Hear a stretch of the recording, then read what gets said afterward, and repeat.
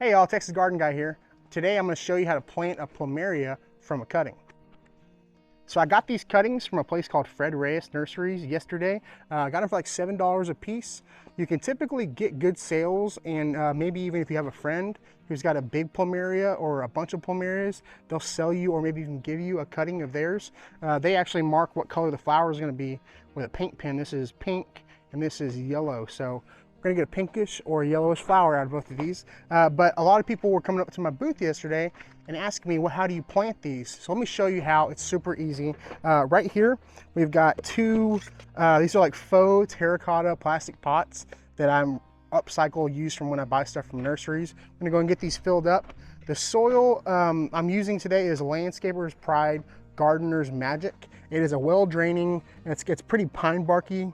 It's going to allow for really good drainage. The last thing you want when it comes to Plumerias is something that's going to hold a ton of water. It's just going to rot your cutting. So you want something that drains really, really well. So we're going to go ahead and fill these up all the way to the top. All the way to the top. Man, this is like the second time I've done this today.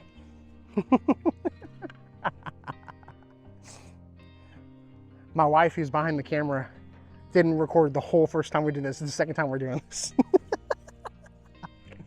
Movie magic.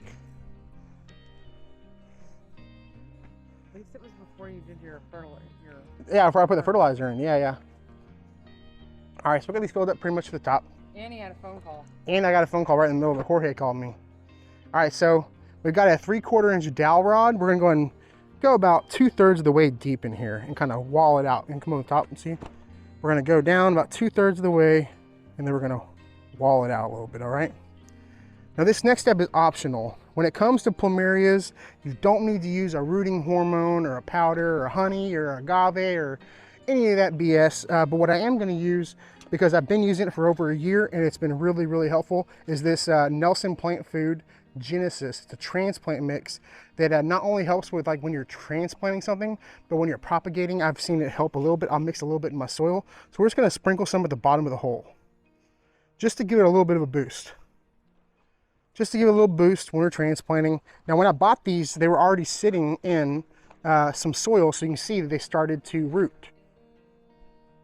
If you do get a propagation, or if you do get a cutting from one of your friends, or you go steal one from down the street, what you want to do is make sure you let it scab over. So like you can see at the end where it's calloused over and scabbed over. Yep, same on this one. You see where it's kind of healed. If you were to take a cutting like this, fresh off the tree, throw it into the soil, sometimes it'll work, but sometimes it'll just get nasty. It'll rot. It just allows room for sickness to get in. It just, imagine putting an open wound in the soil. It's not good, So you let that heal over, and like I said, they've already had these sitting in soil, so they're starting to root out a little bit.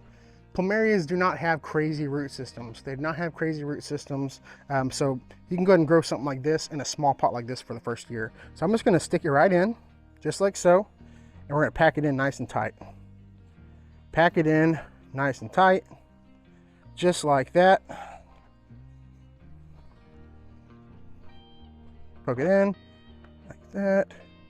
So this is about a 16-inch Plumeria. I'm going about a foot or 6 inches deep probably.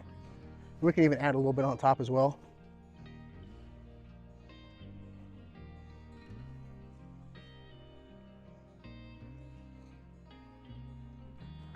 Like I said, the most important thing is letting it callus over, letting it heal before you plant these. Okay, and so the next thing we're gonna do is we're gonna water these in, we're gonna label them, say, hey, we don't know exactly what variety they are, but we know they're a yellow and a pink, or where we got them from.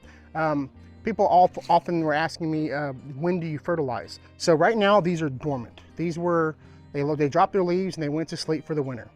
Ones that I have in my greenhouse never went dormant. They keep their leaves all winter long, but these were like probably put in a garage or put in a barn and put to sleep. They went dormant. You don't apply fertilizer, and the fertilizer I use is Nelson Plumeria Food until you start seeing new growth. Once you start seeing new growth, leaves and stuff coming out, once they wake up from the winter, that's when you start applying. And I apply my Nelson plant food fertilizer every 14 days once they start like growing and flowering, just because plumerias are hungry.